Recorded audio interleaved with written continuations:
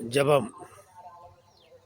அப்பா, எங்கள் பரலோக நல்ல ஆண்டவரே, வானத்திற்கும் பூமிக்கும் சகல அதிகாரம் உடையவராக இருக்கிற எங்கள் ஆண்டவராக இயேசு கிறிஸ்துவே, இந்த தேசத்தில் வாழ்கிற எல்லா ஜனங்களையும் சகல ஜனங்களையும் நீங்கள் ரட்சிக்கும்படியாய் வேண்டுகிறேன்.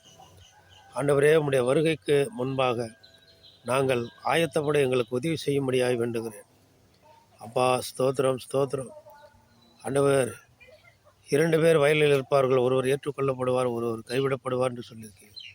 2 பேர் எந்திரம் வைத்து கொண்டு இருப்பார்கள், ஒருவர் ஏற்றுக்கொள்ளப்படுவார், ஒருவர் கைவிடப்படுவார் என்று சொல்லியிருக்கீங்க. கடைசி நாட்களிலே உம்முடைய வருகையிலே நாங்கள் எடுத்துக்கொள்ளப்படுகிறவர்களாகவும் மறுரூபமாக்கப்பட்டு உமோடு கூட நாங்கள் வருகிறவர்களாக ஆண்டவரே எங்களை நீங்கள் தெரிந்து கொண்டமைக்காய் நன்றி.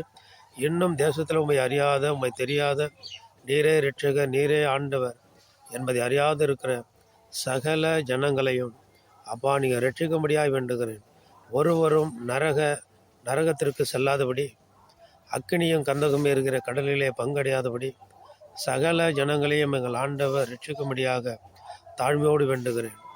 ஒவ்வொரு நாடுகளிலும், பட்டணங்களிலும், கிராமங்களிலும், தேசங்களிலும் ஆண்டவரே உயர் பொறுப்புகளில் இருக்கிற ஒவ்வொருவரையும் ஆண்டவரே, நொறுங்குண்டோர், திக்கற்றோர், விதவைகள், கைவிடப்பட்டோர், ஏழை எளியோர், அப்பா ஆகாரம் இல்லாமல் கஷ்டப்படுகிறவர்கள், வீடு வாசல் இல்லாமல் கஷ்டப்படுகிறவர்கள் எல்லாரையும் எங்கள் ஆண்டவர் தொட்டு எடுத்து உடைய ரட்சிப்பையும் உடைய அன்பையும் உடைய கிருபை வரங்களையும் தந்து ஆசீர்வதித்து அவர்களுடைய பிள்ளைகளாக மாற்றி ஆண்டவரே உடைய வருகையிலே அவர்களையும் எடுத்து பரலோக ராஜ்யத்திற்கு பங்கல்வர்களாக நீங்கள் மாற்றிக்கொள்ளும்படியாய் மனத்தில் வேண்டுகிறேன். பெரிய காரியங்களை செய்ய பொறுப்படுத்திக் கொள்ளுங்கள். அருமை இரட்சகர் இயேசு கிறிஸ்து மூலம் வேண்டி ஜெபிக்கிறேன் பரலோக நல்லாண்டவரே. ஆமேன், ஆமேன், ஆமேன்.